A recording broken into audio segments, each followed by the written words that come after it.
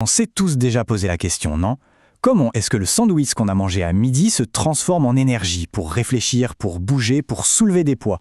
C'est un peu le mystère qu'on va éclaircir ensemble aujourd'hui. Regardez-moi ça. D'un côté, un athlète en plein effort, la puissance à l'état pur.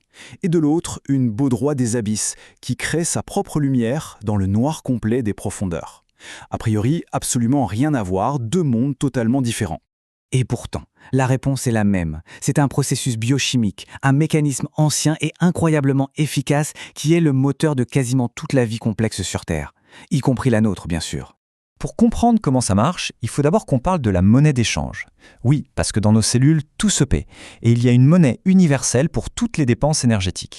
Et là voici cette monnaie, l'ATP, l'adénosine triphosphate. Imaginez-la comme une toute petite batterie mais pleine à craquer d'énergie. C'est elle qui va alimenter directement la contraction d'un muscle, la transmission d'un message nerveux, bref, à peu près tout ce qui demande du travail dans une cellule.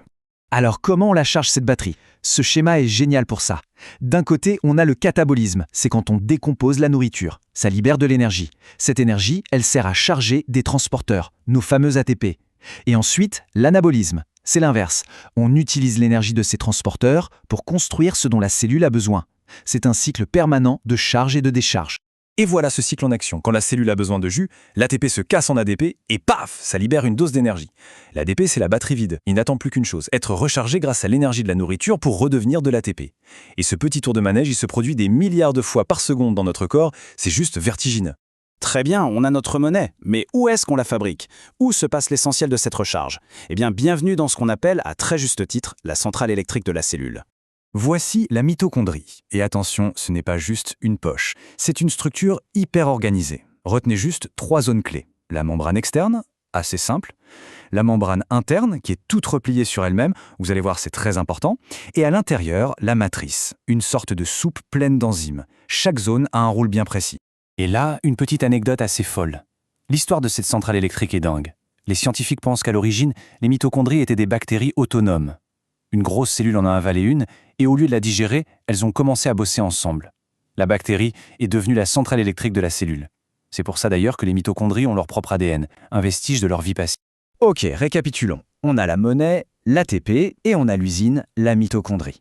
Il nous manque le carburant. Alors, suivons une seule molécule de sucre, une molécule de glucose, tout au long de la chaîne de production. Ça se passe en 3 grandes étapes. Voilà le plan de route. D'abord, la glycolyse, l'atelier de préparation. Ensuite, le cycle de l'acide citrique, on pourrait l'appeler la fournaise. Et pour finir en beauté, la phosphorylation oxydative, la salle des turbines, là où le vrai pactole est généré. Cette vue d'ensemble nous montre bien où ça se passe. La toute première étape, la glycolyse, elle a lieu à l'extérieur de la mitochondrie. C'est la mise en bouche. Mais les 2 étapes suivantes, les plus rentables, se déroulent bien à l'intérieur, au cœur de notre centrale électrique. Alors, allons-y pour l'étape 1, la glycolyse.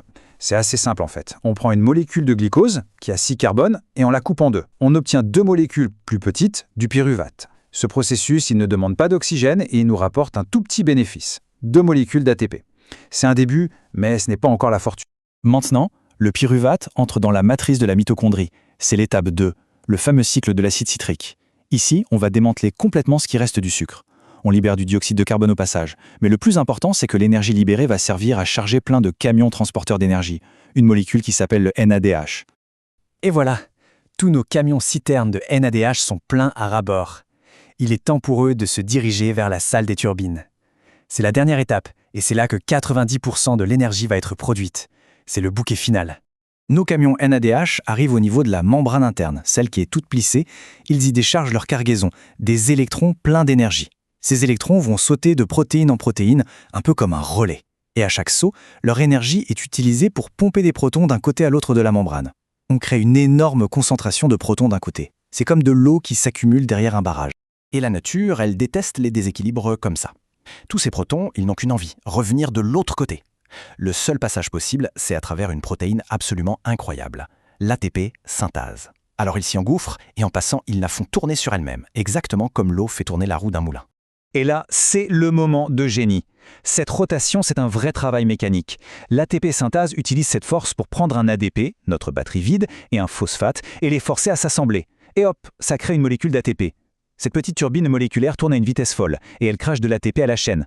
C'est la machine qui fabrique l'essentiel de notre énergie. Alors, faisons les comptes. Quel est le bilan final de toute cette chaîne de montage? Et surtout, est-ce que ça ne sert qu'à faire de l'énergie? Pour une seule unique molécule de glucose, tout ce processus du début à la fin génère environ 36 molécules d'ATP. Comparez ça aux 2 petites molécules du début, c'est une démonstration d'efficacité biologique qui est juste époustouflante. Mais ce n'est pas tout. Le cycle de l'acide citrique n'est pas qu'une fournaise, c'est aussi un carrefour. Les molécules intermédiaires de ce cycle peuvent être récupérées en cours de route pour construire autre chose. Des acides aminés, des graisses, les briques fondamentales de nos cellules. C'est donc au cœur de la production d'énergie et de la construction du vivant. Chaque mouvement que l'on fait, chaque pensée, chaque battement de cœur, tout ça est alimenté par des billions de ces turbines moléculaires qui tournent en ce moment même. C'est le moteur qui a permis à la vie de devenir aussi complexe. Alors on peut se demander, ce moteur incroyable alimente la vie depuis plus d'1 milliard d'années. Qu'est-ce qu'il va bien pouvoir alimenter ensuite?